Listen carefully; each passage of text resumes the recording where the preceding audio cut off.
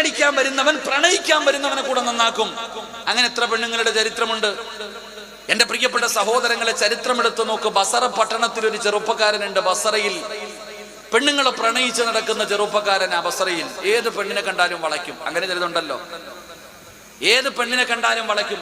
അപ്പൊ ഒരു സുന്ദരിയായ ഒരു പെണ്ണ്, അള്ളാഹുവിനെ ഭയന്ന് ജീവിക്കുന്ന ഒരു പെണ്ണ്, ഈ പെണ്ണിങ്ങനെ ശരീരം മറച്ചിങ്ങനെ നടക്കുമ്പോ എല്ലാരും നോക്കി, ഓള് വളയുന്നില്ല. എല്ലാരും ഒന്ന് ട്രൈ ചെയ്ത് നോക്കി, പക്ഷെ എല്ലാം പരാജയപ്പെട്ടു. അപ്പൊ ഈ ബസ്രയിലെ ചെറുപ്പക്കാരനോട് പറഞ്ഞു, ഞങ്ങളൊക്കെ നോക്കിയിട്ട് തോറ്റതാ, നീ എല്ലാ പെണ്ണിനെയും വളയ്ക്കുമല്ലോ, എന്നാ അവളെ ഒന്ന് വളച്ചു കാണിക്ക്. അങ്ങനെ ആ ചെറുപ്പക്കാരൻ എന്ത് ചെയ്തു? ഈ പെണ്ണിനെ ഇങ്ങനെ വാച്ച് ചെയ്യാൻ തുടങ്ങി. ഒരു ദിവസം ഈ പെണ്ണിങ്ങനെ നടന്നു പോകുമ്പോ ഈ ചെറുപ്പക്കാരൻ കൂടെ പോവാ, ഇങ്ങനെ കൂടെ തന്നെ പോവാ. എന്തൊക്കെ ചെയ്തിട്ട് ഇവ മാറണില്ല. അവസാനം ആ പെണ്ണ് തിരിച്ചു നിന്നിട്ട്, നീ എന്തിനാ എന്റെ പുറകെ നടക്കണേ? നീ എന്റെ പുറകെ നടക്കുന്നത് എന്തിനാ? നീ എത്ര നടന്നിട്ടും കാര്യമില്ല, എന്നെ പിഴപ്പിക്കാൻ നടക്കരുത്, നീ നിന്റെ കാര്യം നോക്ക്. ചെറുപ്പക്കാരനോട് പറഞ്ഞിട്ട് പെണ്ണ് നടന്നുപോയി. പക്ഷെ ഇവൻ പിന്നെയും പുറകെ പോവാ. അവസാനം എന്ത് ചെയ്തിട്ടും വിടുന്നില്ല. അവസാനം ഈ പെണ്ണ് തന്റെ വീടെടുക്കാറായ സമയത്ത് ഈ ചെറുപ്പക്കാരനോട് ചോദിച്ചു, നീ എന്തിനാ എന്റെ പുറകെ നടക്കണേ? നിനക്ക് മരിക്കണ്ടേ? അള്ളാനെ പേടിയില്ലേ? നീ എന്ത് കണ്ടിട്ടാ എന്റെ പുറകെ നടക്കുന്നത്? ഞാൻ എന്റെ ശരീരം മുഴുവനും മറച്ചിരിക്കല്ലേ?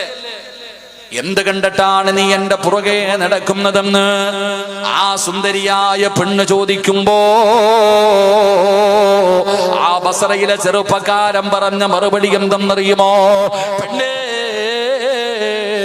നീ നിന്റെ ശരീരം മുഴുവനും മറച്ചിരിക്കുകയാണ്, പക്ഷേ നിന്റെ കണ്ണുകളുണ്ടല്ലോ, രണ്ട് കണ്ണുകൾ വെളിയിൽ കാണുന്നുണ്ടല്ലോ, അത് കാണാൻ വല്ലാത്ത ഗ്ലാമറാ. ഈ കണ്ണ് കണ്ടിട്ടാ ഞാൻ നിന്റെ പുറകിൽ വന്നത്.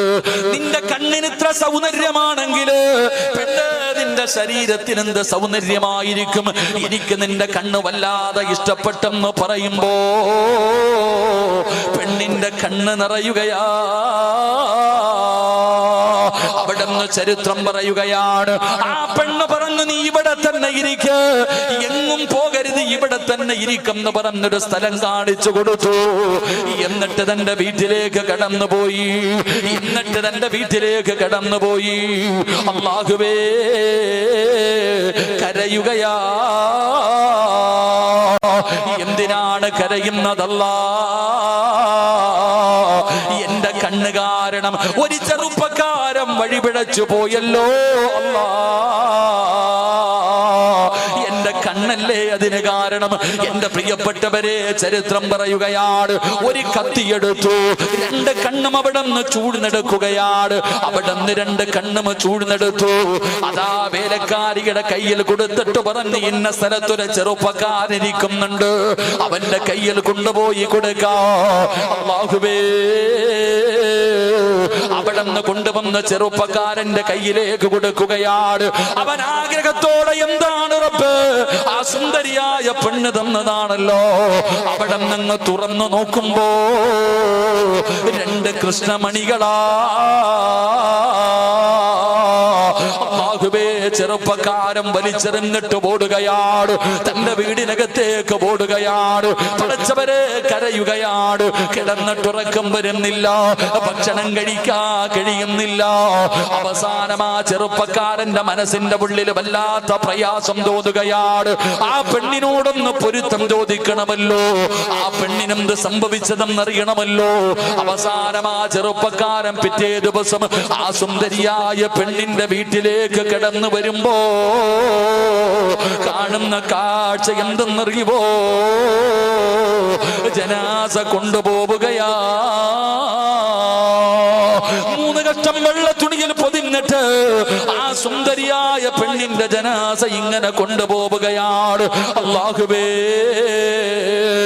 ആ ചെറുപ്പക്കാരൻ തന്റെ വീട്ടിലേക്ക് ഓടുകയാ.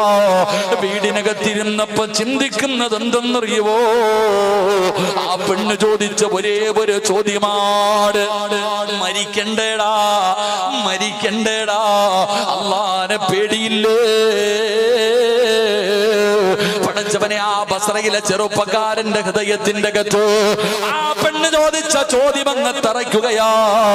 എന്റെ പ്രിയപ്പെട്ട പെങ്ങള് അതാ വാട്സപ്പിലൂടെ ചാറ്റ് ചെയ്യുന്നവനോട്, ഫോൺ വിളിച്ചുകൊണ്ട് സല്ലപിക്കാൻ വരുന്നവനോട്, എടാ മരിക്കണ്ടേടാ, അള്ളാടെ മുന്നിൽ പോകണ്ടേടാ, മസറയിൽ പോയി നമ്മ കണക്ക് പറയണ്ടേടാ, 2 പ്രാവശ്യം ചോദിച്ചു കഴിഞ്ഞ